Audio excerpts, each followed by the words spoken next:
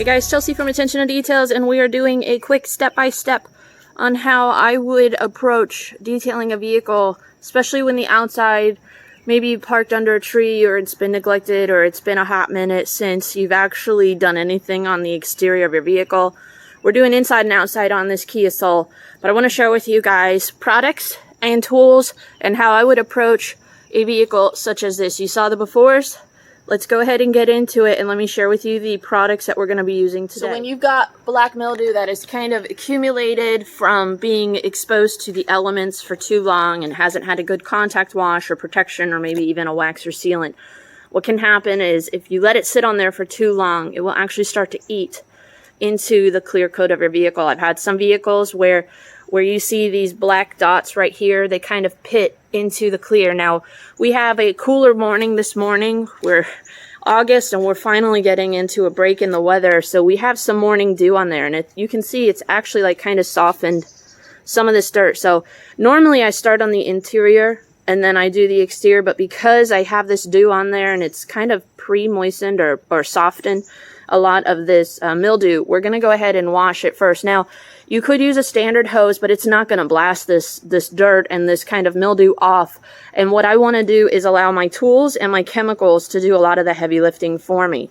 So we're going to be using my Ryobi 1900. For those of you that want to see my setup for a pressure washer, very affordable setup, you can pick this up at Home Depot. As far as chemicals, what we're going to be using today to do our heavy lifting, this is Superior Products Dark Fury, and then we also have Wash Chem's Pro 100. Now, this is actually a soap I found on some truck forums. I have my MJJC foam cannon. Again, I'll put the link for all of the products, chemicals, and tools that I use down below. We'll be using the Dark Fury for our door jambs.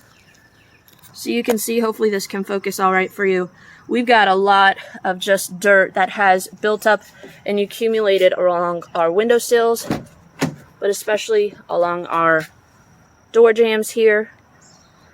I'm not going to be wasting a lot of time and energy on door jambs, so that's where we're just going to come in before we even do our interior, and we're just going to blast all that dirt off with our chemical and our pressure washer. So for those of you that are nervous about doing that, I'm just going to quick show you how effective it can be.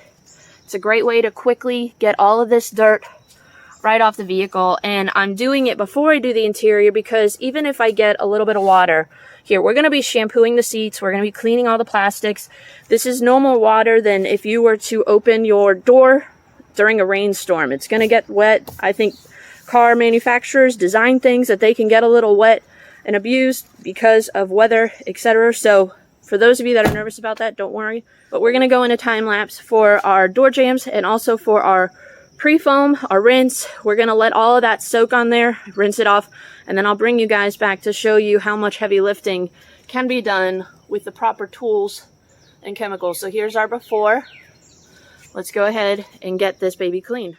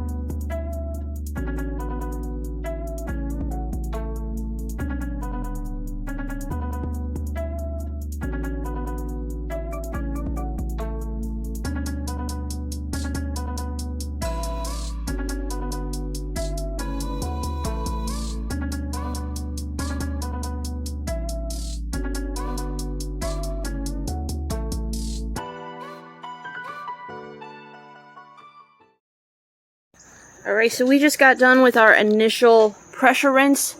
You can see how the pressure washer was a huge advantage for us versus just a standard hose. A hose would not have blasted it, but we do have staining from the black mildew or algae that was sitting on the paint for so long. So we are going to do our foaming pre-soak now. When I kind of bring my finger over here, the road film on it is very heavy. Majority of that's going to come off with our contact wash, but we do have some areas where kind of pitted into it. We also have other areas where we've got some artillery fungus. So these are mold spores. A lot of times if you just kind of use your fingernail and pop the tops off of it, when you do your clay process, it's going to make it a lot easier for you to be able to remove them with your clay bar. But you can see we've made a big improvement just with pressure washing it alone. But we do have some staining from road film and algae and mildew that we just need to go ahead and remove. So let's go ahead, foam her up. We're going to let that sit. We're going to rinse it off. Then we're going to come in and do our contact wash and our clay towel treatment.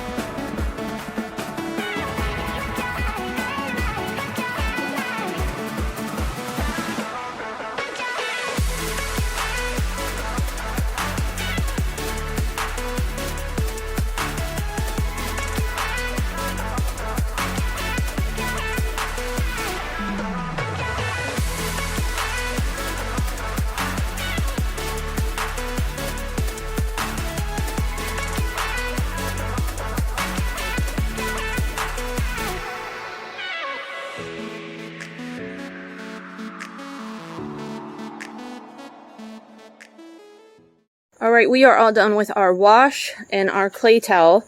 I would say we got about 95-97% of the staining off of the vehicle, but we are going to need to do some sort of polish, light polish to the paint just to clean it up. We do have some scuff marks. I did have to go a little bit heavier on the clay towel treatment just to get some of the staining off, especially on our hood and roof section. So just to do a quick dry, we're going to be using Formula 4 spray wax. We're going to just spray this on the vehicle. This will be our drying aid. And we're going to dry it off, and then we're going to assess what kind of polish we're going to use. It really is going to be dependent on the sealant that I choose. I have a couple that I have in mind. So we're just going to spray this all over our vehicle and give it a good rinse. And you'll see our hydrophobics completely transform.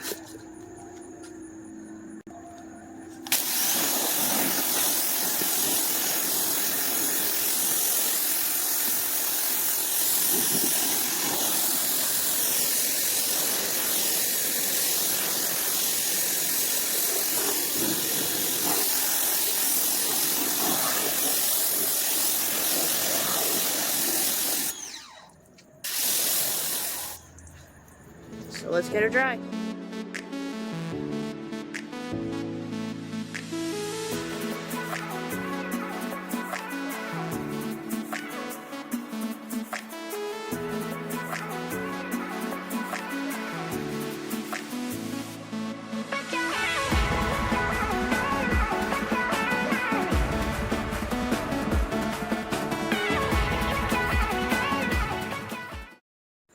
So I have to give you guys a little bit of a warning.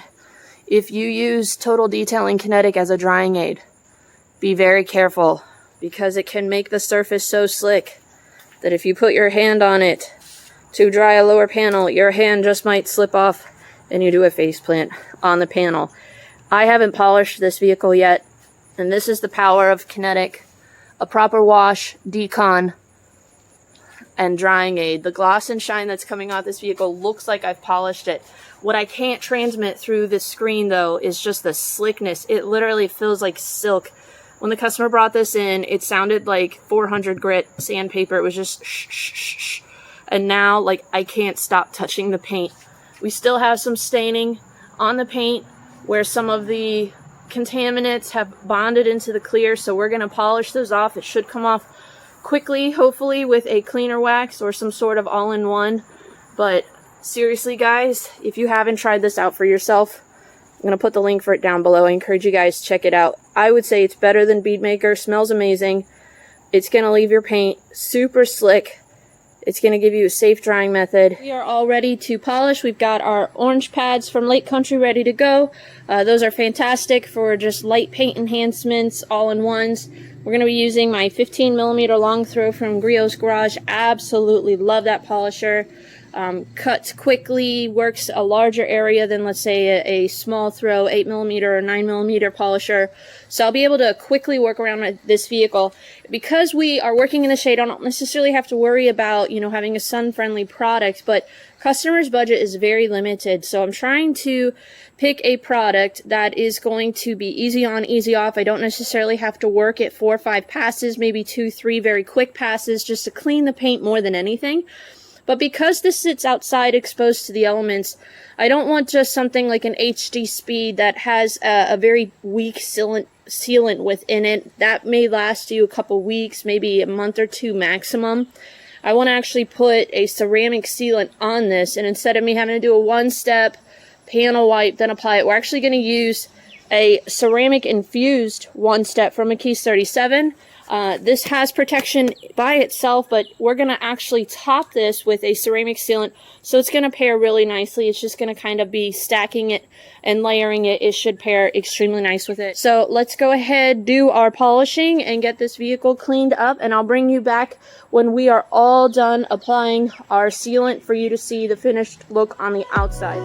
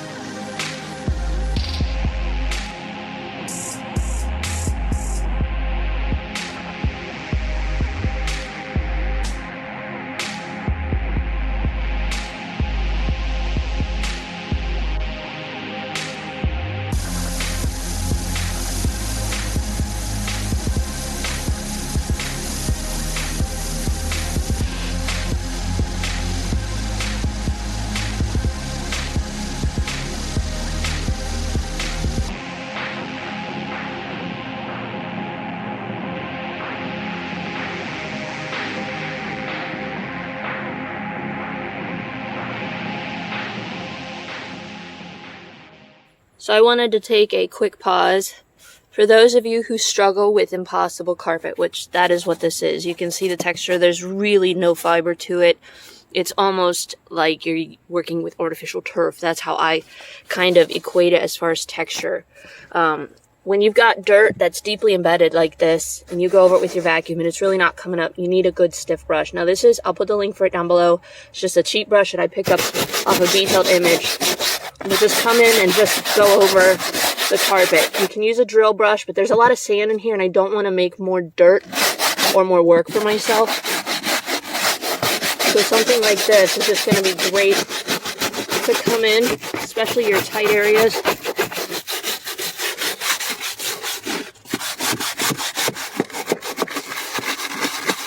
You can see all the sand and the dirt that's deeply embedded in the, I don't even know if it's fibers, but whatever it is. There's a reason why it's called impossible carpet, but it doesn't need to really be impossible.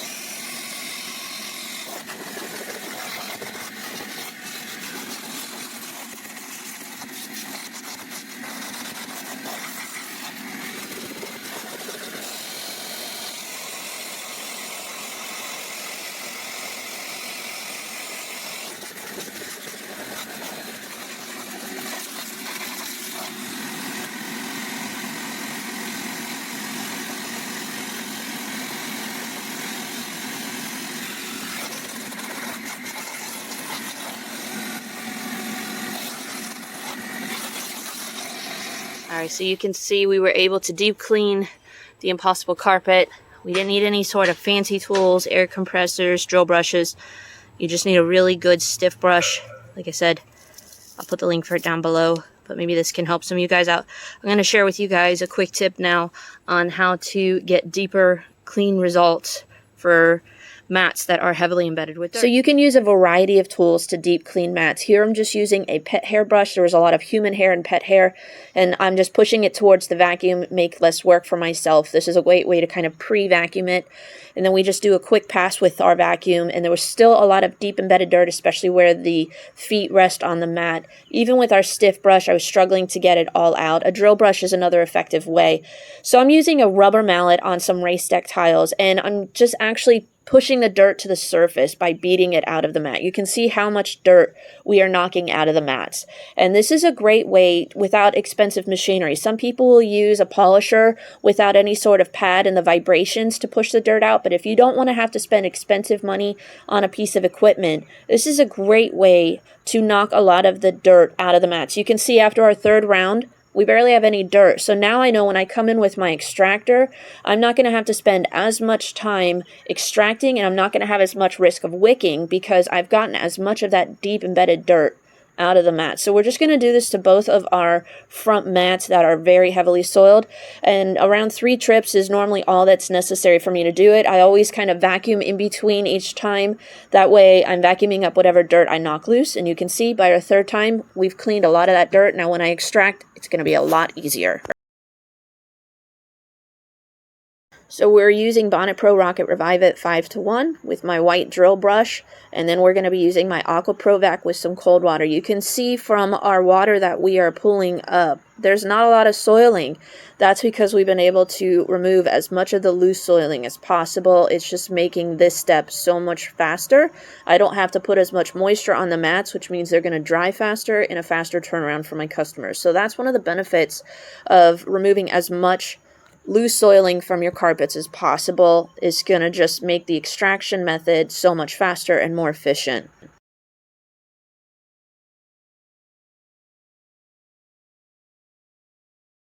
And we're going to repeat the same exact process on the interior, especially for our seats. There was a lot of heavy staining on these seats, so don't be afraid to use your chemical. When you agitate, if you're not seeing that stain lifted, then you need to add more chemical. But once you get all of your agitation done and you can see kind of what the end result is going to be like, then come in, do your rinse with your extractor. We were pulling up a lot of soiling from these seats. There was just a lot of body sweat, staining, etc.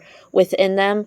If you do a nice uniform clean like this, everything should dry nice and consistent. That's why I'm not a big fan of doing spot cleaning, especially on seats like this.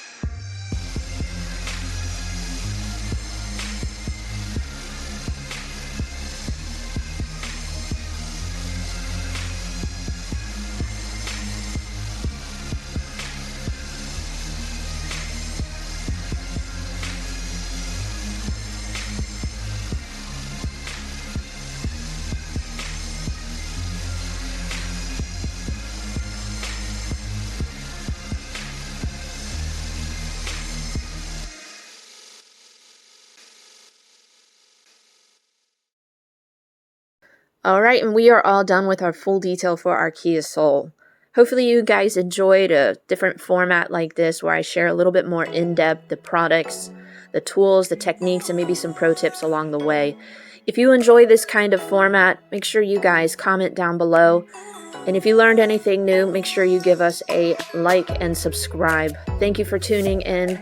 Thank you for watching. I know it was a longer video, but hopefully you were able to gain some tips along the way and enjoy the video. But thank you guys. Enjoy the finished look, and we'll see you in the next video.